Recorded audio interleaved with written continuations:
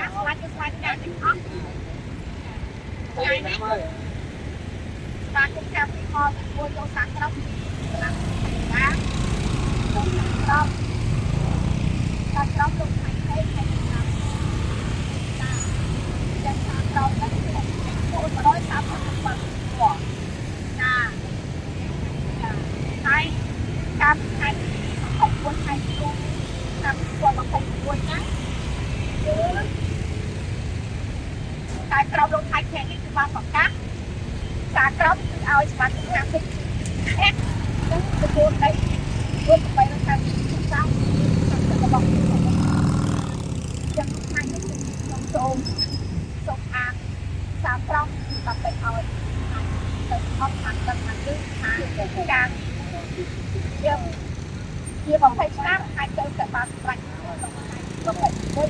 hai cái năm con và tất cả xa xăm rồi bọc nó thành ra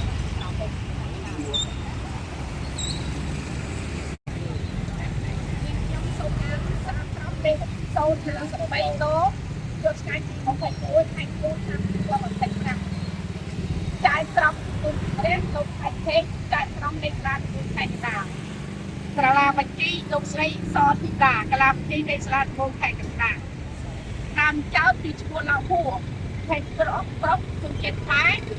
sang chết thái nó sẽ chết thằng phải bắt kèm lên và rồi ha sẽ đây lên lên học về về cùng sập sập sáu cuốn sập cắt bằng cuốn cuốn thành dây đi quanh kẹt động nát coi là nát bên đi thôi nè hết cuốn tôi sáng sập một bay tiền mà là cái gì đây là chắc chắn đây trong cái gì ná xe những cái là gì không không đấy về khóc tôi mới tự chuột trong cả cái đốt này là bao bơ cũng có chi tiết của bạn nói là nó cũng là của mùi chua hai số thêm thay sấy cùng kiện phai sang những phái nên áo sai giặt hàng phải con được tiền đi sao mùi á là vì rồi một phải biết cạnh ráng hàng đồng quanh đại chi đồng nạc ai bị tịnh của phương đại chi cái nạc cam ca phạt bắt mà cũng mua thì phai sang ca sức xa áo đông là ăn con cam ít năng lượng loạn luôn tầm bấy rồi ha sự vực của xã vì thua trai thuận nên thầy sẽ ở dù học sập năm chục kiện phai sự kiện phai sao nhật khác thì anh đây học sập của chờ sở đấu thì anh đây rồi tầm bấy sập cạnh tầm ráng hàng đồng quanh điện thì đi quanh nhận đồng nàng rồi đồng em sự thiên anh ta lên và rồi bỏ con và rồi học sập tập buồn mà chết này tập biết này trong mình cái cả nhà này ngồi này tháo đẹp đẹp về và rồi bỏ quan buôn có sai sập bay lên ăn quan không làm tốt sắp đặt cho ba cái chứng lúc đang ăn ao chú hai sự mình mà này là phải sắp đặt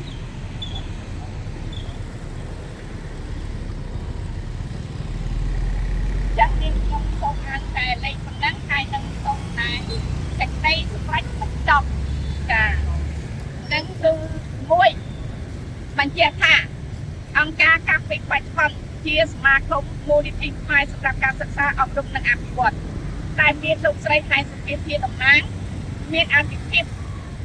លើទំហំដី892ហិកតាគឺ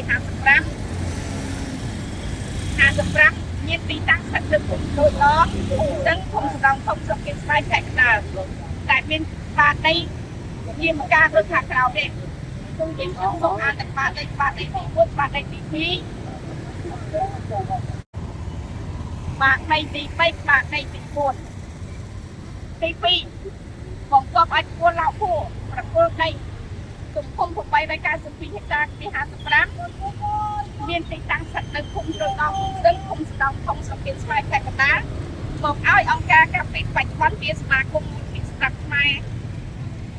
សម្រាប់ការសិក្សាអប់រំនិងអភិវឌ្ឍដែលមានលោកស្រីហែនសុភាពជាអ្នកតំណាងបងប្អូនអាចអានធ្វើឥឡូវនេះបែកបងប្អូនឲ្យឈ្មោះឡៅភួរ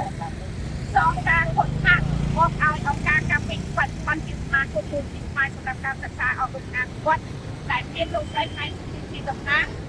ចំនួន40លានរៀលនិងការចោទការពីទីលើកនេះ4បំពប់ឲ្យឈួរតែងជំនាញសងការខូចខាតមកឲ្យអង្គការការពីបច្ចុប្បន្នជាសមាគមមូលនិធិស្វ័យសម្រាប់ការសិក្សាអប់រំនិងអភិវឌ្ឍដែលមានលោកស្រីថ្ងៃទីតំណាងចំនួន40លានរៀល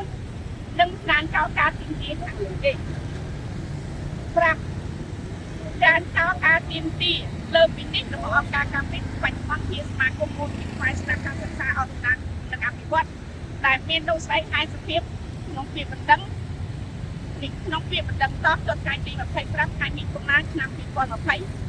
ឈ្មោះហៃសុភាពជាប្រធានគណៈកម្មការប្រតិបត្តិរបស់សមាគមមូលនិធិ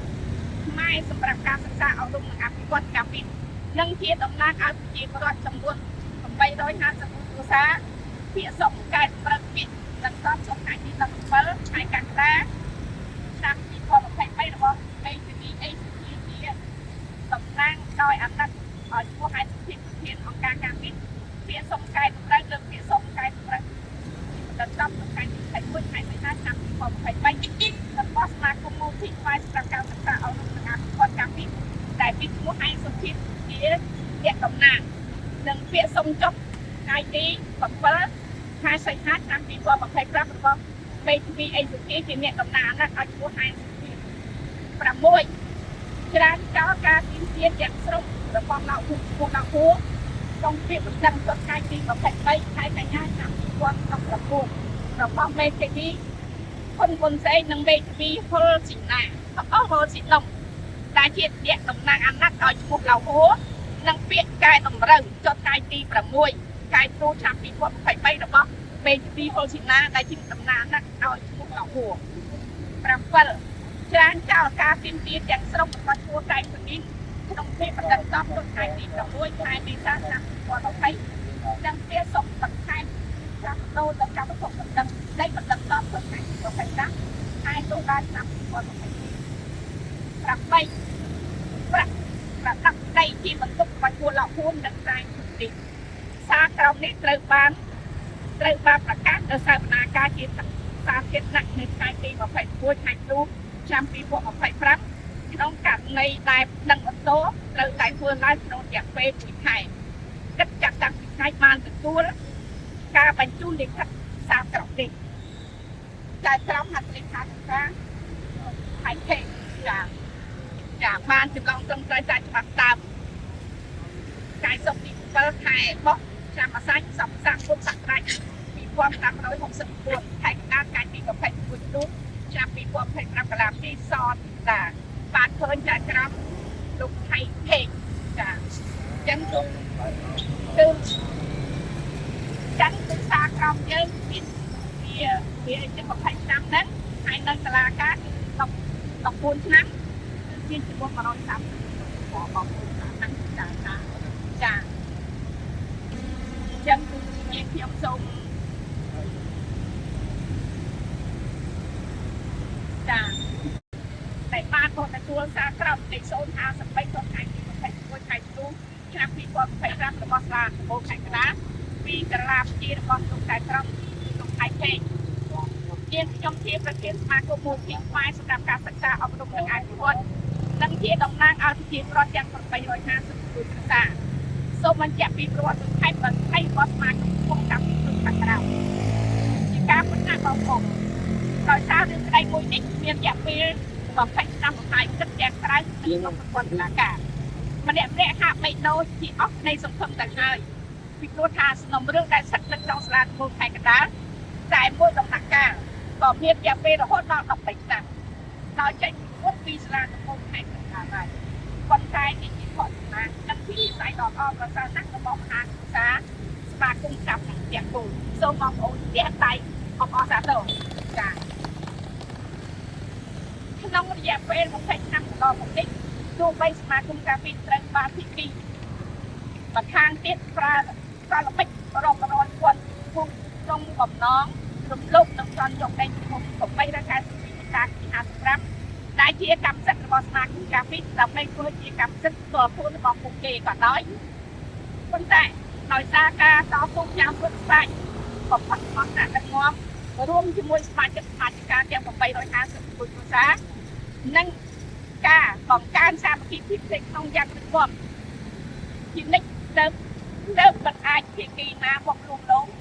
បញ្ចុះបញ្ចូលដោយប្រកាសឬបោះបំបែកបំបាក់សាមគ្គីភាពដ៏រឹងមាំក្រោមឆន្ទៈរបស់សមាជិកកម្មវិធីបានឡើយដូចវាចាស់លោកពោលថាចំការមួយកាច់បាក់បានតែចំការមួយបាច់ធំធេងនេះមិនអាចអ្នកណាបំបាច់បាក់បានជុំបងប្អូនជាដៃរបស់អសតចានាងខ្ញុំតែងតែលឹកដំណើររបស់បងប្អូនជារៀងរហូតថាមកយើងគម្រិតធោតាមពីចិត្តក្នុងបានអនោះសមាគមយើងនឹងរស់នៅជារៀងរហូតប្រសិនបើយើងបាច់បាក់តាមទីផ្សេងក្នុងនោះសមាគមយើងនឹងត្រូវបាត់ពោះបោះសម្លេងតែម្ដងហើយក៏នេះថ្ងៃនេះផងដែរដូច្នេះថ្ងៃទី21ខែតុលាឆ្នាំ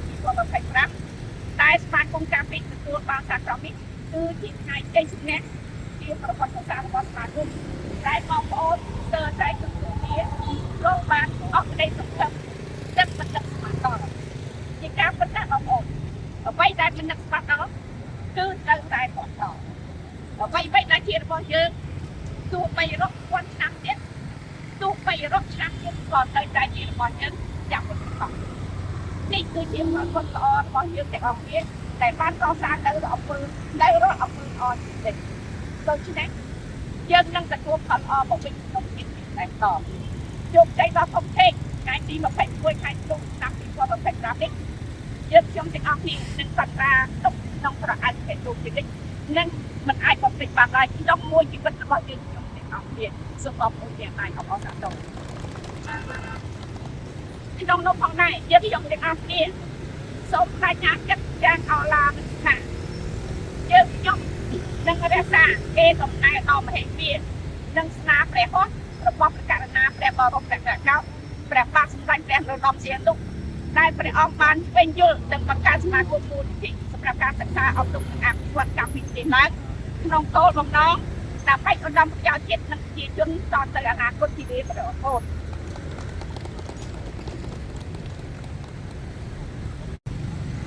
ក្នុងនាមខ្ញុំជាតំណាងឲ្យសមាគមការពីទាំងមូលនាងខ្ញុំសូមថ្លែងអំណរគុណយ៉ាងជ្រាលជ្រៅបំផុតជូនចំពោះឯកឧត្តមការរិទ្ធអបនាយករដ្ឋមន្ត្រីរដ្ឋមន្ត្រីក្រសួងយុទ្ធវិទ្យានៃព្រះរាជាណាចក្រកម្ពុជាកម្ពុជាពីគោរពថ្លែងអំណរគុណឯកឧត្តមប្រធានស្ដារដំបងខេត្តកណ្ដាល3គោរពអរគុណ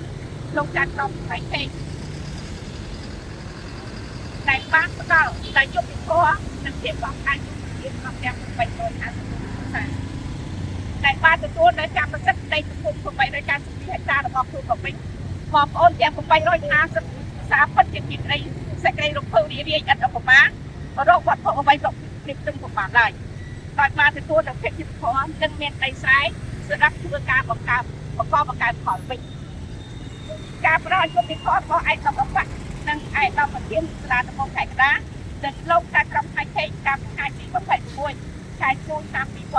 2025ជួនលោកសមាគមការពីដែលមានប្រជាពលរដ្ឋយ៉ាង850សាជាសមាជិកការគឺជាការរួមចំណែកដ៏សំខាន់ក្នុងការកាត់បន្ថយចំនួនក្រីក្ររបស់ប្រជាពលរដ្ឋស្របតាមគោលនយោបាយរបស់រាជការដើម្បីចូលរួមទីភាពរស់នៅរបស់បងប្អូនឲ្យសពគ្រប់ផងដែរគុណឧបការៈដ៏ធំធេងរបស់ឯកឧត្តមនាយករដ្ឋមន្ត្រីឯកឧត្តមជិនសុខប្រធានសាលាដំបងខេត្តកណ្ដាលនិងលោកតាក្រុមខេត្តយើងខ្ញុំទាំងអស់គ្នាមិនអាចបំពេញបានឡើយរបស់បងប្អូនទាំង850គ្រួសារ